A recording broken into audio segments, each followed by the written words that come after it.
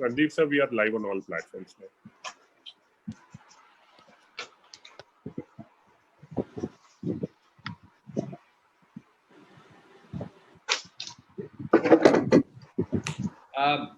Prashant, can you highlight Rahul ji? He's here. Doing that, sir.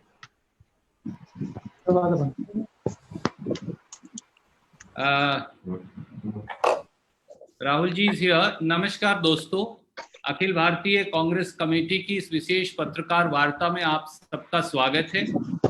Party के महासचिव administration Shri केसी वेणुगोपाल जी ने भी he has very kindly joined us and we welcome him also। बगैर किसी विलंब के मैं राहुल जी से अनुरोध करूं कि वो अपनी बात कहें। मैं एक अनुरोध आप सबसे करूंगा कि हम इस पत्रकार वार्ता को थोड़ा छोटा रखेंगे, आपके सवाल पॉइंटेड हों और अपना सवाल रिपीट ना करें। जिन साथियों ने पिछली बार सवाल पूछा है, इस बार हम उनका सवाल नहीं ले पाएंगे। बगैर विलंब के मैं आदरणीय श्री राहुल गांधी जी से अनुरोध करूंगा कि वो पहले अपनी बात कहेंगे, फिर हम सवाल लेंगे। आदरणीय राहुल जी। नमस्कार रणदीप जी, वेणुगोपाल जी और प्रेस के हमारे सब मित्रों, आप सबका बहुत बहुत स्वागत। मैं शुरुआत में छोटी सी स्टेटमेंट बोलना चाहता हूँ। अंग्रेजी में और हिंदी में बोलूँगा, उसके बाद आप अपने सवाल पूछिए।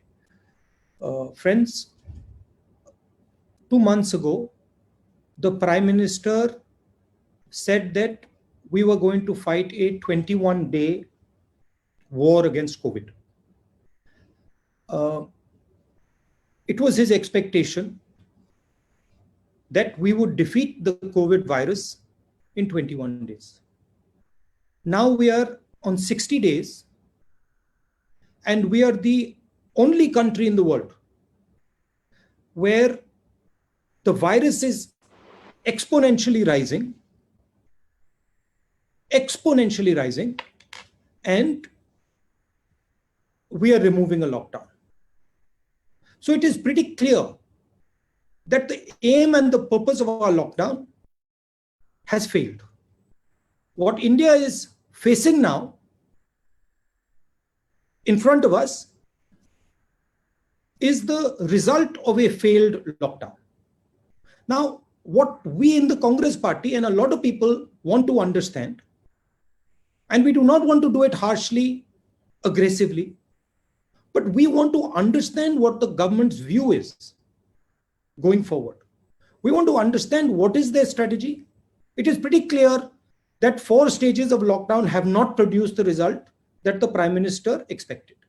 Prime Minister and his entire advisory staff, including his top medical people, said that the disease would start to reduce towards the end of May. It's clear that the disease is not reducing, it is increasing. So we, with utmost respect, want to ask the Prime Minister and the government, now that we have a failed lockdown, what is their strategy going forward? What is their strategy as far as opening up India is concerned? What are the precautions that they're going to take to now curb this disease? How are they thinking about supporting our migrants? How are they thinking about supporting the state governments? How are they thinking about supporting small and medium businesses? We had great expectations. There was multiple press conferences about the package. Prime Minister said 10% of GDP. The reality is we have less than 1% of GDP being given, most of it in loans, hardly any cash giving to people. Congress party is running some states. We are giving cash to people. Directly, we are giving cash to farmers. We are giving cash to laborers. But we are not getting any support from the central government. And it is becoming extremely difficult for our states to function without adequate support from the central government. थोड़ा मैं हिंदी में बोल देता हूं। नरेंद्र मोदी जी ने कहा था कि 21 दिन में कोरोना की लड़ाई जीती जाएगी। 4 लॉकडाउन हो गए, तकरीबन 60 दिन हो गए। हिंदुस्तान पहला देश है जो बीमारी के बढ़ते वक्त लॉकडाउन बंद कर रहा है, चाहे वो जापान हो, चाहे वो कोरिया हो, चाहे वो जर्मनी हो, फ्रांस हो, सब के सब ने लॉकडाउन जब बंद किया, जब बीमारी घटनी शुरू हुई थी। तो ये बात क्लियर है, स्पष्ट है कि हिंदुस्तान का लॉकडाउन फेल हुआ है। जो लक्ष्य नरेंद्र मोदी जी का था वो लक्ष्य पूरा नहीं हुआ। और अब हम बहुत इज्जत से, रिस्पेक्ट से, आदर से सरकार को और प्रधानमंत्री को पूछना चाहते हैं कि अब आपका प्लान बी क्या है। बीमारी 21 दिन में गायब नहीं हुई, बीमारी बढ़ रही है। आपकी स्ट्रेटजी क्या है? लॉकडाउन को आप किस प्रकार से देखते हैं? इसको आप किस प्रकार से रिलीज करेंगे? जो हमारे मजदूर भाई बहन हैं उनकी आप कैसे मदद करोगे? जो आप हमारे जो छोटे स्मॉल एंड मीडियम बिजनेसेस हैं उनको उनकी आप मदद करना चाहते हो, नहीं करना चाहते हो, क्या प्लान है? तो ये सवाल हम सरकार से पूछना चाहते हैं। ये मैं कोई राजनीतिक पॉइंट स्कोर नहीं करना चाह रहा हूं, मुझे थोड़ी घबराहट है क्योंकि जो होना था वो नहीं हुआ है और देश को मालूम होना चाहिए, सच्चाई एक्सेप्ट करनी चाहिए कि हमें बताया गया था कि 21 दिन में बीमारी को हराया जाएगा। 60 दिन हुए हैं, बीमारी दौड़ती जा रही है, बढ़ती जा रही है। अस्पतालों से मेरी बात होती है, कहते हैं कि बीमारी बढ़ती जा रही है। तो ये सवाल है, अब आप अपने सवाल जरूर पूछिए। Thank you, Rahul ji. In fact, there has been some problem at Randeep ji's end, so I'm I've just been told. Ji, so first question is from Kaushik Deka. He's senior editor with Times of India Today Group. Sorry, Kaushik, please go ahead. Ask your question. Unmute yourself. I can't hear you. Yeah. Can you hear me now? Yeah, I can hear you. Hello, Kaushik. Yeah, Mr. Gandhi, how are you? I'm okay. My question is, you have said that lockdown has failed, and you have raised the migrants issue a lot. I saw your video also. So my question is, how did the government fail in handling the migrants, as you have mentioned? Because was it the timing of the lockdown? And the second part is that now most of the migrants, they have returned to their villages. So that is also creating a health hazard for the local people. And at some point of time, they will have to come back also. So how do you think, as a constructive opposition party, how do you think the government should go ahead from now on? I don't want to go into why the government has failed. That is in the past. I don't want to sort of go into details about what could have been done, how it could have been done, who should have done it. I'm not interested. I am interested in right now. I am interested in what India is facing right now. And what we are facing right now is a failed lockdown, because the goal of the lockdown, as stated by the Prime Minister on national television, was that we will defeat the disease in 21 days. These are not my words, these are the words of the Prime Minister. Now it is 1 lockdown, 2 lockdown, 3 lockdown, we're coming to the end of the 4th lockdown, and the disease profile is not reducing. So I'm just stating a simple fact that what we expected from the lockdown has not occurred. Disease profile is shooting up. In number of states, it is shooting up. What is the government thinking of doing going forward? The Congress party is in power in 3 or 4 states. We know what we are planning. We are very clear what has to be done in our states. We are giving money to poor people. We are giving food to poor people. We are managing the migrants. We are increasing our testing. We have a strategy. But states cannot function in a strategy without the national government. States are hamstrung if the national government is not behind states. So I have spoken to our chief ministers who have asked me to mention this. They have said that they are fighting a lonely battle and they are confident. They understand what has to be done. But what is the central government planning to do? That's the main question here. And that's again, we of course have a view We put that view down. We said that injection of money is required. Aggressive movement on that front is required, but we were disappointed. But once again, I want to state, I do not want to get into the past that this is what the government did wrong, that's what they did wrong. No, I am interested in. To ask the next question. Swati, please come in.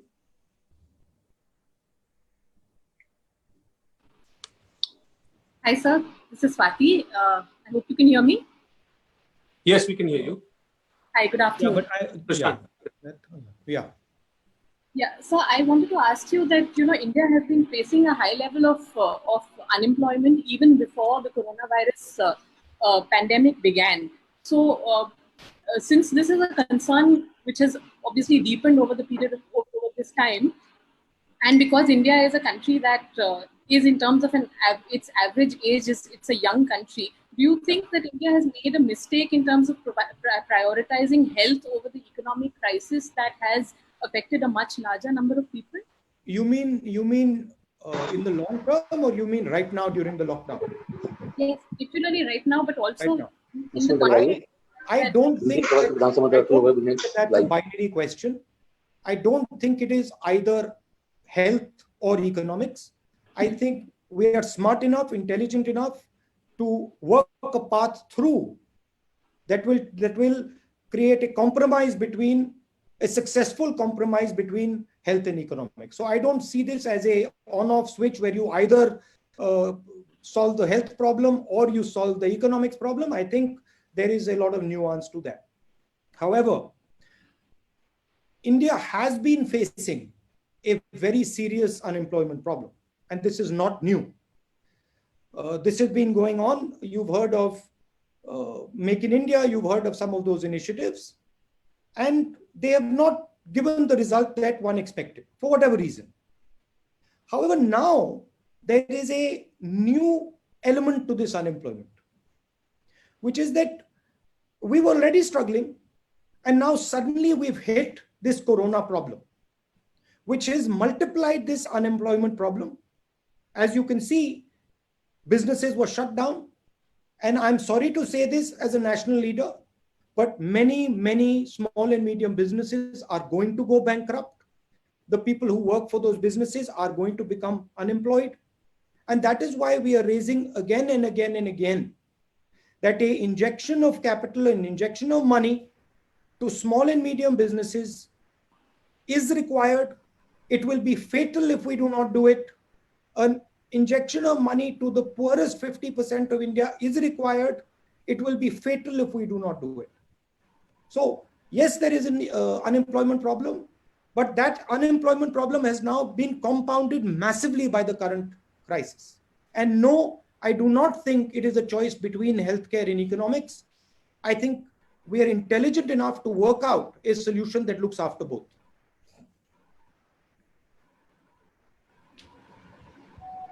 Thank you, sir. Next question is from Sanjay Mishra ji from Dainik Jagran. Sanjay ji, you can come in, please. Just one point. Point. If I'm being asked the question in Hindi, I'll answer in Hindi. If it's a question in English, I'll answer in question in English. Sir, which is fine, sir. Yeah. Sanjay ji, पूछिए. जी राहुल जी नमस्कार, मेरी आवाज आ रही है आपको? हाँ, आवाज आ रही है मगर चेहरा नहीं. हाँ, आ गए.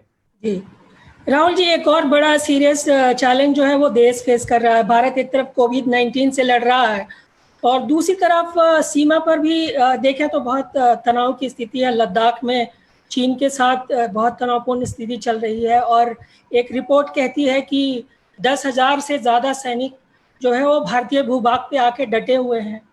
दूसरी तरफ अगर आप देखें तो नेपाल के साथ भी हमारा सीमा विवाद, एक नया जो है वो विवाद शुरू हो गया है. तो बाहरी सीमा के मोर्चे पे भी भारत एक बड़े सीरियस चैलेंज का सामना कर रहा है. तो आपको नहीं लगता कि सरकार की रणनीति यहाँ पे कहीं ना कहीं एक तरह से सवालों के कटघरे में है? देखिए, जो बॉर्डर इशू है, इसके डिटेल्स क्या हुआ है, किस प्रकार हुआ है, क्या किया गया है, इसके डिटेल्स सरकार को ट्रांसपेरेंटली देश को बताने चाहिए,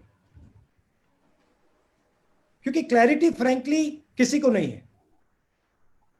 नेपाल में क्या हुआ, किस प्रकार हुआ, क्यों हुआ, लद्दाख में क्या हो रहा है, किस प्रकार हो रहा है, ट्रांसपेरेंसी होनी चाहिए, क्लियरली उनको सरकार को बताना चाहिए। वो ट्रांसपेरेंसी नहीं दिख रही है मुझे।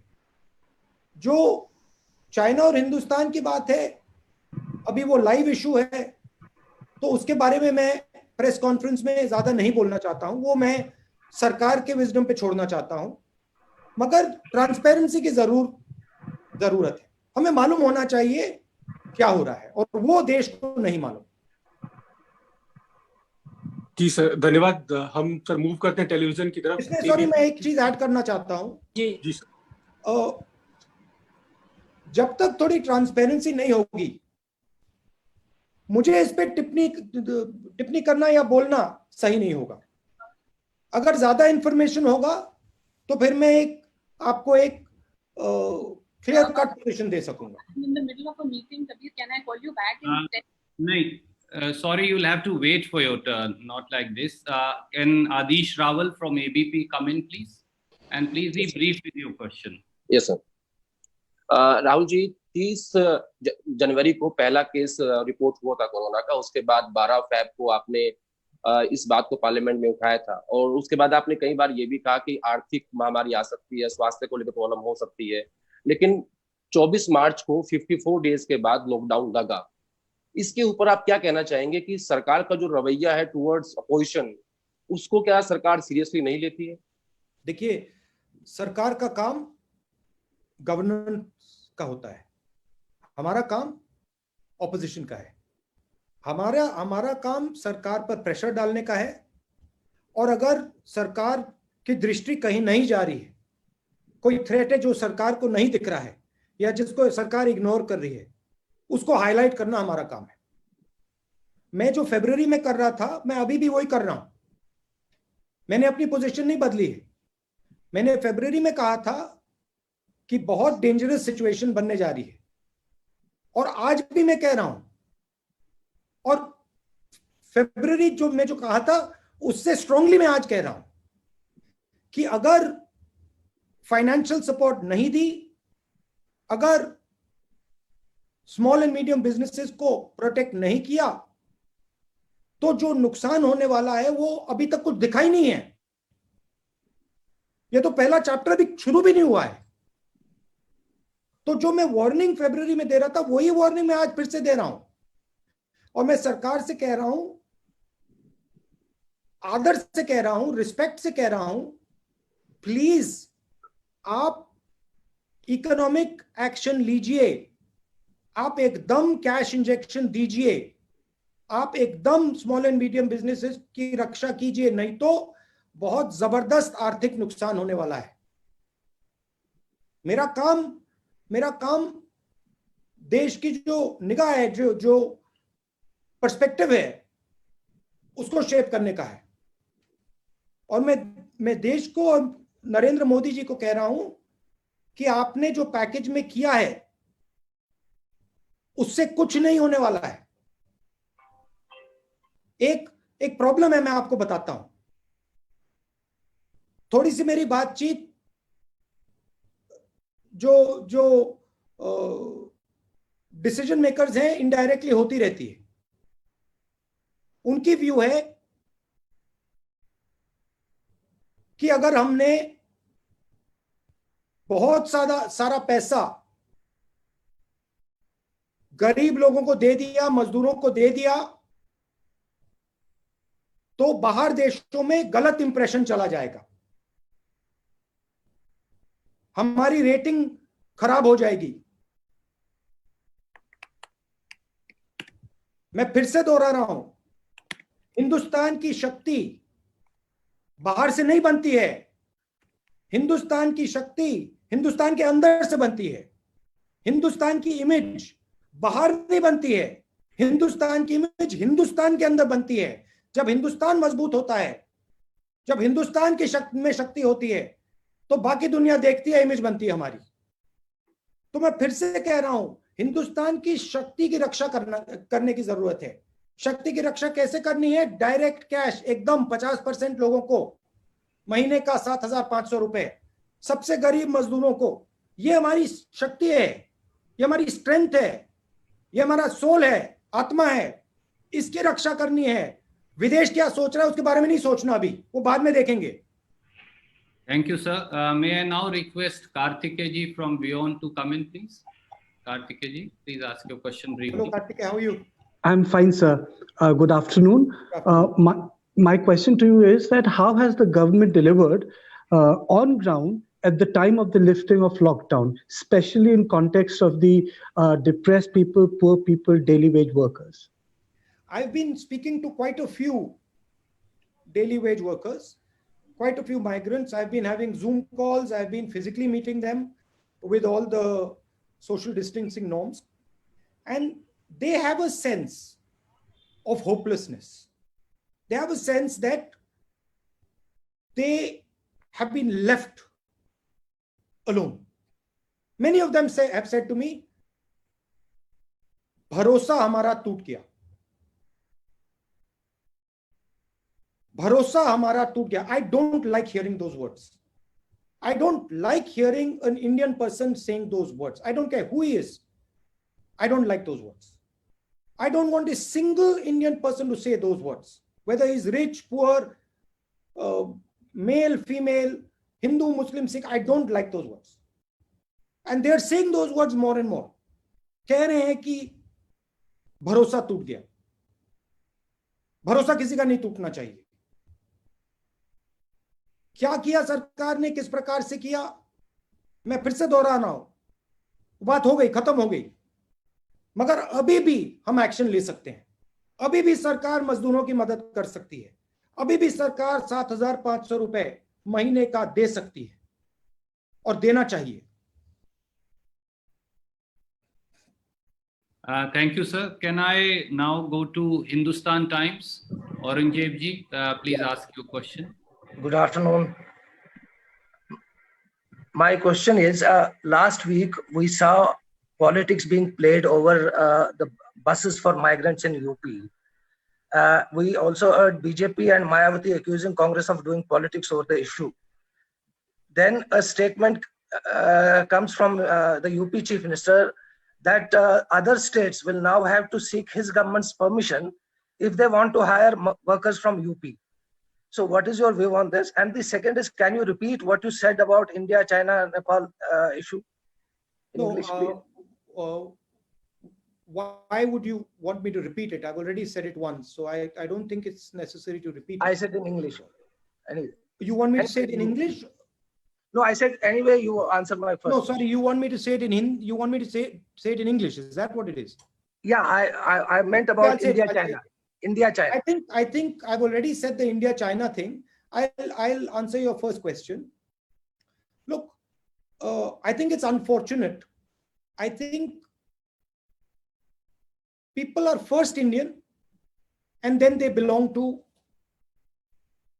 their states. And the decision on whether somebody goes to work from Uttar Pradesh to the rest of the country is not the chief minister's. It is the people of India's and the people of Uttar Pradesh. If a citizen of Uttar Pradesh wants to go and fulfill his dreams in Maharashtra or in Delhi or in Karnataka or anywhere else, he should have the right to do so. It is very unfortunate that the Chief Minister of Uttar Pradesh views India in such a way. These people are not his personal property. They are not the personal property of Uttar Pradesh. These people are Indian citizens and they have the right to decide what they want to do and they have the right to live the life they want to live. It is our job to support them to fulfill their dreams. It is not our job to say that you belong to me, you cannot go and work in Maharashtra. It's an absolutely absurd position. Thank you, sir. You want me to say a little bit about the China thing in English? Hello? Yeah, yes. You would like me to say a little bit about the China thing in English? Yeah, please. Yeah. Yes, please. I think the China, what we would like to see is some more transparency on what is going on. It becomes very difficult for us to have a position without understanding the facts. And I think the government should make clear to the people of India what exactly is happening on the border. We are hearing different stories. I don't want to go into conjecture, but it is important that the government of India makes it clear what is happening on the border, so that people can understand and people can have a proper position. Thank you, sir. May I now request Archana from ANI to come in? Archana, please ask your question. Hello, Archana. Hello, sir. How are you? Sir, my question is, I'm fine. So my question is, lockdown का main लक्ष्य था संक्रमण को रोकना, तो क्या आपकी राय में 4 बार लॉकडाउन अभी तक हो चुका है, तो संक्रमण रुका है, क्या लक्ष्य प्राप्त हुआ है सरकार को? ये तो मैंने ओपनिंग स्टेटमेंट में ही कह दिया था कि लॉकडाउन का जो लक्ष्य है वो प्राप्त नहीं हुआ। प्रधानमंत्री ने कहा था 21 दिन में लॉकडाउन कोरोना को हरा देगा। कोरोना तो बढ़ता जा रहा है, तो ठीक है, जो पहली स्ट्रैटेजी थी वो फेल हो गई, उसको एक्सेप्ट कर लेना चाहिए। मगर अब बताइए अगली स्ट्रैटेजी क्या है? अब बताइए आगे बढ़ते हुए हिंदुस्तान की सरकार क्या सोच रही है? लॉकडाउन को किस प्रकार से हटाएगी? जो हमारे गरीब लोग हैं उनकी किस प्रकार से मदद करेगी? जो स्मॉल मीडियम बिजनेसेस हैं उनकी कैसे रक्षा होगी? जो माइग्रेंट्स हैं उनके लिए क्या किया जाएगा? तो ये सब चीजें अब देश को बताना है।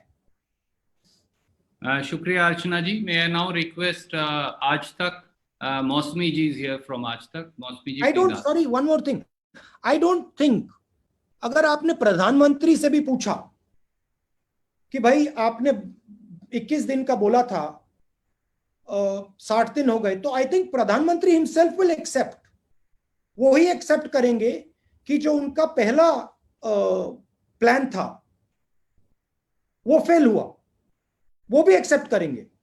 मगर हम सिर्फ ये कह रहे हैं ठीक है, हम मानते हैं कि फेल हो गया, एक्सेप्ट करते हैं उस बात को, मगर अब आगे बताइए क्या करना है। अब प्रधानमंत्री ने एक लो की अपनी पोजीशन अडॉप्ट कर ली है। पहले 2-3 बार उन्होंने फ्रंट फुट पे खेला।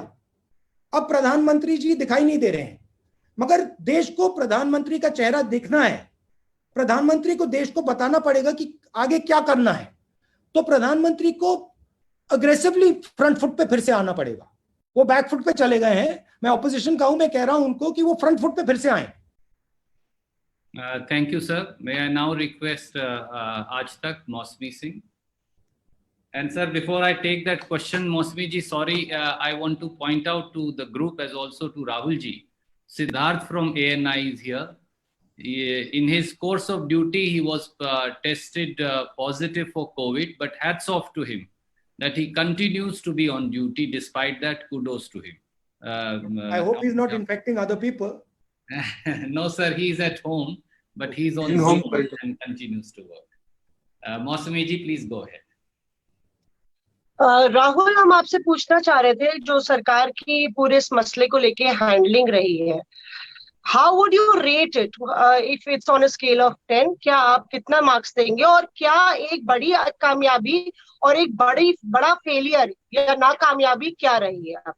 I'm not a school professor that I'm going to rate the Prime Minister's performance on a scale of 1 to 10. Sorry, that would be inappropriate for me to do.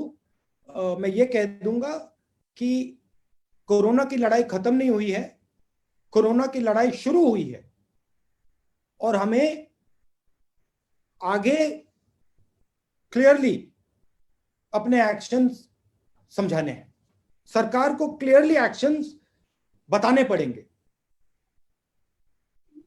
2-3 चीजें हैं, economy को कैसे revive करेंगे, small medium business, migrants, जो गरीब जनता है उनको कैसे, उनकी मदद कैसे होगी, और जो ओपनिंग अप हो रही है इसको किस प्रकार से मैनेज किया जाएगा कि हमारे जो वनरेबल लोग हैं, जो बुजुर्ग लोग हैं, हार्ट पेशेंट्स हैं, डायबिटिक्स हैं, लंग पेशेंट्स हैं, किडनी पेशेंट्स हैं, उनकी रक्षा किस प्रकार से की जाएगी नेशनल लेवल पे, ये सवाल है। मगर मेरा रैंकिंग देना अप्रोप्रिएट नहीं होगा। राहुल, क्या कोई कामयाबी आप Mausmi ji, I'm sorry, I'll have to cut you in today. नहीं, sorry, let her ask. कोई कामयाबी? Randeep, we can go on. Okay. Yes, Rahul, मैं कह रही थी कि क्या जी, मैं ये कह रही थी कि क्या कोई कामयाबी आपको लगता है इस पूरे 2.5-3 महीने में कोई कामयाबी रही है कुछ हैंडलिंग में, या काबिले तारीफ रहा हो सरकार की तरफ से? वो जवाब नहीं दिया था दरअसल। मैं आपसे ना मैं क्रिटिसाइज करूंगा, ना मैं पास्ट की बोलना चाहता हूं। जो हो गया हो गया। मैं आज की बात कर रहा हूं। मुझे इंटरेस्ट आज की है और कल की है। कल क्या होने वाला है। और मुझे थोड़ी घबराहट हो रही है कि जो कोरोना वायरस है वो बढ़ता जा रहा है। स्टेट लेवल पे हम लड़ रहे हैं, मगर जो सपोर्ट मिलना चाहिए वो सपोर्ट सरकार दे नहीं रही है। और मैं रिक्वेस्ट कर रहा हूं सरकार से कि सिर्फ कांग्रेस के स्टेट्स को नहीं, बीजेपी के स्टेट्स को, कांग्रेस के स्टेट्स को, सबको वो फाइनेंशियली सपोर्ट करें। Thank you sir. हिंदू से संदीप फूकन जी, कृपया अपना सवाल पूछिए।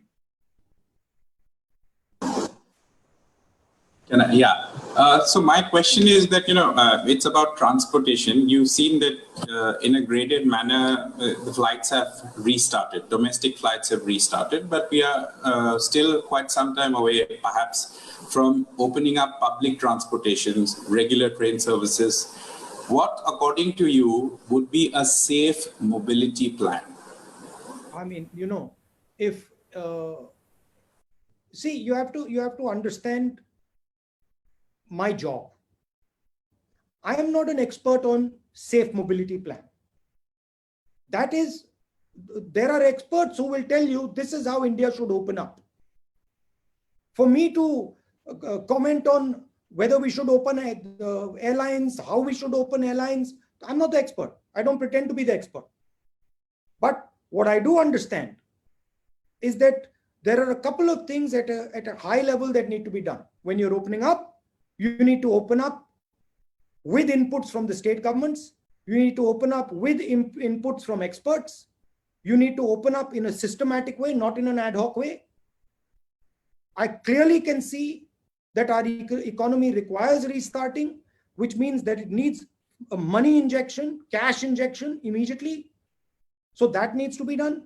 And I can clearly see that we need a strategy to make sure that in a non-lockdown situation, the disease does not run amok. I am worried, let me state it clearly. I am worried that in a non-lockdown situation, in a haphazard opening up, we will get a second wave of corona that will be extremely devastating. Thank you, sir. We have last 5 minutes of this press conference. Randeep ji, I'm going to ask Sanjay Trivedi Yes, from sir, I News have a 24 question. to come in, please. Randeep जी, मैं भी हूँ। जी, मैं note कर रहा हूँ, आप कृपया chat में लिख दीजिए, मैं वहां से सवाल पिकअप कर रहा हूँ। Sanjay Trivedi from News 24। Manjari ji, I'll come to you. Okay. Sanjay Trivedi from News 24. Sanjeev Trivedi, sir. Sorry, Sanjeev Trivedi, that's what I meant. By mistake, I said Sanjay. Yes, Sanjeev ji. Unmute करिए संजीव जी। राहुल जी, संजीव त्रिवेदी बोल रहा हूँ news 24 से। इसके पहले के जो 2 press conferences हुए थे उसमें आपने कुछ सजेशंस दिए थे और ऐसा लगता है जैसे कि रेड, ऑरेंज, ग्रीन को तय करने का अधिकार राज्यों को मिले या बॉटम अप अप्रोच। उन सजेशंस को शायद स्वीकार भी किया गया सरकार ने, लेकिन सरकार के द्वारा मैं आपके सामने महाराष्ट्र का केस रखना चाहता हूं। महाराष्ट्र में कोई सजेशन काम नहीं आ रहा है। पूरे देश का 1/3 कोरोना का मामला आज की तारीख में महाराष्ट्र में है और आपकी सरकार की वहां हिस्सेदारी भी है। मुंबई में अकेले पूरे महाराष्ट्र का आधा से ज्यादा है। तो ऐसे में क्या आप मानते हैं कि जो कंट्रोल करना है केंद्र की जिम्मेदारी है, राज्यों की नहीं? क्या आपको लगता है कि राज्यों में केंद्र का इंटरवेंशन भी जरूरी हो सकता है? वहां राष्ट्रपति शासन की मांग भी शुरू हो गई है। राहुल जी, नहीं, देखिए 2-3 चीजें हैं। सबसे पहले अगर आप कोरोना को देखें, जितनी ज्यादा कनेक्टेड जगह है वहां ज्यादा अग्रेसिव कोरोना होता है। अगर आप दिल्ली देखें, मुंबई देखें, पुणे देखें, Maharashtra is one of the most connected states in India. So it is going to be one of the most aggressive places where Corona is going to act. I would like to make a differentiation here. We are supporting the government in Maharashtra, but we are not the key decision maker in Maharashtra. We are the key decision maker in Punjab. We are the key decision maker in Chhattisgarh, in Rajasthan, in Pondicherry. So there is a difference between running a government and supporting a government. However, Maharashtra is struggling because of the nature of its connectivity. And Maharashtra is one of the most important assets, frankly, that India has. It is the center of business. So it requires full support from the government of India. I fully understand that Maharashtra is fighting a very difficult battle, and I appreciate that fact. And so are many other states. And it is important that full support of the government of India goes to the people of Maharashtra and the government of Maharashtra. Thank you, sir. May I now request from CNN IBN Arun Singh to come in? Arun Singh.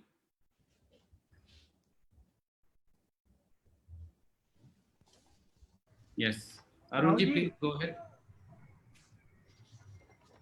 Rahul ji, मेरा सवाल ये है कि पिछली press conference जो हुई थी finance minister की, सॉरी अरुण, एक सेकंड, वो लास्ट क्वेश्चन का थोड़ा पीस मैंने आंसर नहीं किया.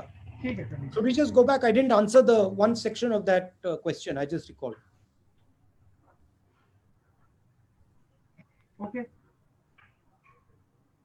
संजीव त्रिवेदी जी, प्लीज. मैंने पूछा था कि देखिए वहाँ राष्ट्रपति शासन की मांग हो रही है और केंद्र के महाराष्ट्र के क्वेश्चन से पहले आपने एक और सवाल पूछा था. हमने पूछा था कि क्या आप मानते हैं कि केवल केंद्र की जिम्मेदारी है क्या कि नहीं, आपने कहा कि मैंने सुझाव दिए थे और सुझाव उन्होंने बॉटम अप अप्रोच के बारे में आपने बोला था. और रेड ऑरेंज ग्रीन को तय करने के क्रम में देखिए हमारा रोल ऑपोजिशन का है. हम सुझाव देते हैं, हम इन चीजों के बारे में सोचते हैं, हमारे पार्टी में डिस्कशन होता है, हम एक्सपर्ट से बातचीत करते हैं और फिर वो हम सामने लाके आपके सामने रखते हैं. हमारा कौन सा सजेशन सरकार ले वो हमारे ऊपर नहीं है, वो उनके ऊपर है, उनका डिसीजन है. और जरूर उन्होंने हमारे 2-3 सजेशंस, जो जोन की बात थी, उन्होंने सजेशन एक्सेप्ट किया तो वो अच्छी बात है. मगर जो हमारे क्रिटिकल सजेशंस है, मेन नंबर 1 सजेशन, अर्थव्यवस्था को बचाना है, पैसा एकदम दो, वो सजेशन उन्होंने नहीं लिया. उससे थोड़ा हमें दुख हुआ है, बट वो उनका प्रोरोगेटिव है, लेना चाहते हैं नहीं लेना चाहते हैं. एक बात मैं आपको कह देता हूं कि अगर हिंदुस्तान की सरकार ने पैसा नहीं दिया गरीबों को, न्याय योजना जैसी योजना नहीं दी, स्मॉल एंड मीडियम बिजनेसेस को सपोर्ट नहीं किया, तो बहुत जबरदस्त आर्थिक नुकसान होने वाला है. ये तो मैं आपको लिख के दे दूंगा. Thank you, sir. Arun Singh ji, can you very briefly ask last 2 questions? Now I'm concluding the PC. Sorry, Arun. No for suddenly going. Sir, can you hear me? थोड़ा जोर से बोले. राहुल जी, क्या आप मुझे सुन पा रहे हैं? हाँ, थोड़ा जोर से बोले जरा. अच्छा, मैं आपसे ये सवाल पूछना चाहता था कि पिछली जो प्रेस कॉन्फ्रेंस थी फाइनेंस मिनिस्टर की, उसको आपने अगर सुना हो तो ठीक, नहीं सुना हो तो मैं बता रहा हूँ कि आप गए थे माइग्रेंट लेबरर्स से मिलने. उन्होंने कहा कि राहुल गांधी ड्रामेबाजी करते हैं, अगर वो सीरियस होते तो उनका कुछ बोझ उठा लेते, उनके कुछ बिलोंगिंग्स, उनके कुछ सामान, उनके कुछ बैगेज उठा लेते, उनकी मदद करते.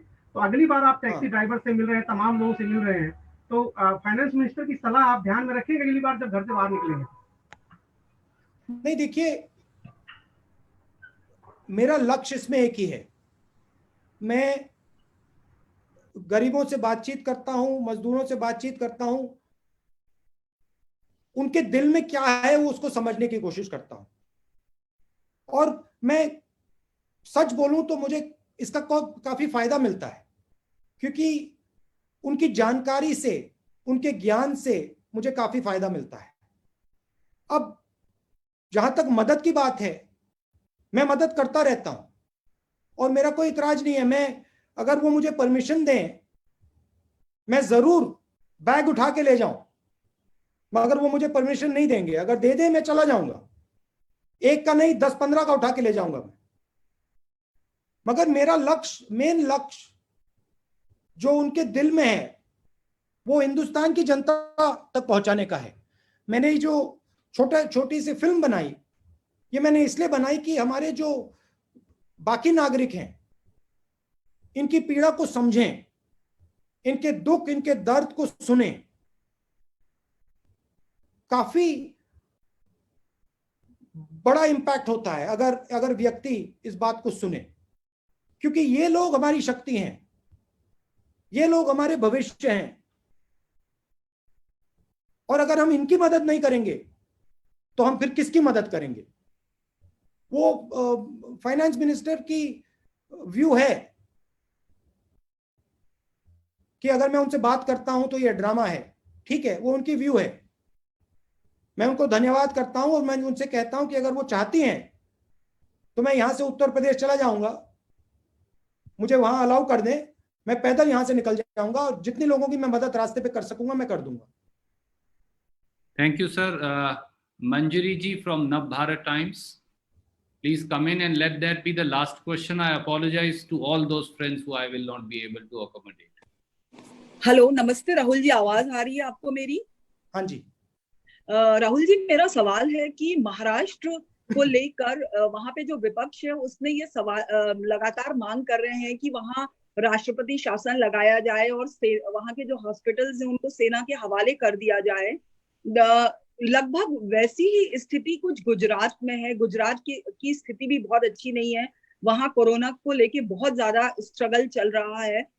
लेकिन एक चीज समझ में नहीं आती कि वहां पे विपक्ष क्यों इतना कमजोर नजर आता है। हालांकि कांग्रेस ने वहां की हेल्थ सर्विसेज को लेके कुछ सवाल उठाए हैं, लेकिन क्या इस तरह की मांग वहां नहीं होनी चाहिए? और एक इसी से जुड़ा सवाल ये है राहुल जी, हमें गुजरात के बारे में प्रेसिडेंट रूल मांगना चाहिए। नहीं, आप लगातार गुजरात की सरकार बीजेपी से लेके बीजेपी को पकड़ा दें।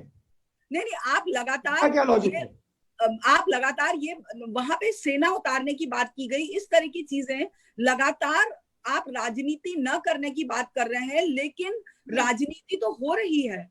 मेरा कहना है कि गुजरात में तो बीजेपी की सरकार है, गुजरात में बीजेपी की सरकार है, प्रेसिडेंट रूल लगेगा तो बीजेपी की सरकार होगी। लेकिन नहीं, वहां पर आपकी इलॉजिकल बात है, मुझे बोलने दीजिए। ये तो आपकी बिल्कुल इलॉजिकल बात है। जहां तक विपक्ष की बात है, गुजरात में हमारे लोग विपक्ष की लड़ाई बहुत अच्छी लड़ रहे हैं। वो आपको जब चुनाव होगा वहां पे पता लग जाएगा। मगर एक स्पिरिट से मैं कहना चाहता हूं, देखिए डेमोक्रेसी में अगर महाराष्ट्र में सरकार है तो बीजेपी का काम उसको अपोज करने का है, कोई गलती नहीं है। अगर बीजेपी सवाल उठाना चाहती है, कंस्ट्रक्टिवली सवाल उठाना चाहती है, उनको उठाना चाहिए, उससे फायदा होता है। उससे हमारी सरकार उनकी बात सुनकर सीख सकती है, एक्सेप्ट कर सकती है, तो इसमें कोई प्रॉब्लम नहीं है। मगर डेमोक्रेटिक स्ट्रक्चर को उखाड़कर बिना कोई कारण प्रेसिडेंट रूल लगाना, उसमें और कंस्ट्रक्टिव ऑपोजिशन में बहुत फर्क है। अगर बीजेपी हमारी छत्तीसगढ़ में, राजस्थान में, पंजाब में हमें कोई सजेशन देना चाहती है, हम उसको सुनेंगे। अगर वो वैलिड सजेशन है हम शायद उसको एक्सेप्ट भी कर लें, तो उसके खिलाफ नहीं हूं मैं। मगर वहां से लेकर आप प्रेसिडेंट रूल में जंप मार दें, वो अलग बात है।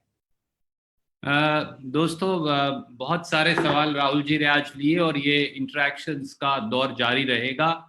बहुत सारे साथियों के प्रश्न आज हम नहीं ले पाए। मैं विश्वास दिलाता हूं कि अगली बार फिर नेक्स्ट इंटरेक्शन जो बहुत जल्द होगा उसमें हम वो सारे सवाल लेंगे। राहुल जी से जुड़ने के लिए शुक्रिया। कुछ क्लोजिंग रिमार्क्स वो अब देंगे आपको। जैसा मेन थ्रस्ट इस प्रेस कॉन्फ्रेंस का कि जो लक्ष्य लॉकडाउन का था वो पूरा नहीं हुआ। 60 दिन हो गए, बीमारी बढ़ती जा रही है, तो हमें क्लैरिटी चाहिए, सरकार की क्या पोजीशन है, सरकार आने वाले दिनों में क्या क्या करेगी, गरीबों को किस प्रकार से सपोर्ट करेगी, जो हमारे स्मॉल मीडियम बिजनेसेस हैं, जो हमारे माइग्रेंट लेबर हैं, उनकी कैसे रक्षा करेगी, और ओवरऑल आगे इनका क्या प्लान है। ये मेन मेरा प्रेस कॉन्फ्रेंस का थ्रस्ट था। आप सबको बहुत बहुत धन्यवाद। और जैसे रणदीप जी ने कहा, ये हम पीरियोडिकली प्रेस कॉन्फ्रेंस करते जाएंगे। पिछली बार जिन लोगों ने सवाल नहीं पूछा, इस बार आपको चांस मिल गया, अगली बार और भी लोगों को हम चांस देंगे। धन्यवाद, नमस्कार। नमस्कार, बहुत बहुत शुक्रिया राहुल जी और कांग्रेस पार्टी की ओर से आप सबका शुक्रिया।